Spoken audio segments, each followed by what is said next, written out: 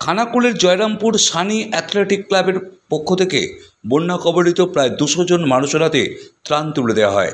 Arambagh BLLRO office, Arambagh ল clerk, Tribeni স্বেচ্ছাসেবী সংগঠন স্পন্দনের সহযোগিতায় এদিন ত্রাণ হিসেবে আর্থিক সাহায্য ছাড়াও শুকনো খাবার, মসুর ডাল, চিনি, আটা, সোয়াবিন, সরষের তেল, বিস্কুট সহ বেশ কিছু খাবার তুলে দেওয়া হয় বন্যা দুর্গতদের হাতে।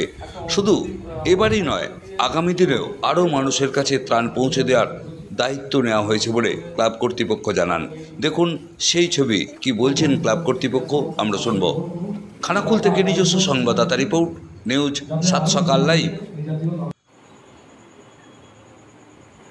খানাকুলের বন্যাপীড়িত মানুষদের পাশে দাঁড়ানোর জন্য আমাদের জয়রামপুর সানি অ্যাথলেটিক ক্লাব বেশ কয়েকদিনের প্রচেষ্টার পর অবশেষে আজকে একটি ত্রাণ শিবিরের আয়োজন করেছিল এবং সেই ত্রাণ শিবিরে সাহায্য করেছে আরামবাগের BLLRO অফিস, একটা NGO সংস্থা, আমাদের ত্রিবেণীর NGO সংস্থা, কয়েকজন ডাক্তারবাবু এবং ক্লাবের সমস্ত সদস্যদের আর্থিক সাহায্য দিয়ে আমরা আজকে একটা শিবির করতে পেরেছি। সেখানে প্রায় 200 জন মতো বন্যাপীড়িত এবং দুস্থ, শুধু বন্যাপীড়িতই নয়, তাদের এমনি তার আর্থিকভাবে অত্যন্ত নিঃস্ব এবং দুস্থ মানুষ, তাদেরকে আমরা কিছু খাদ্য সামগ্রী এবং নগদ অর্থ তুলে দিতে পেরেছি।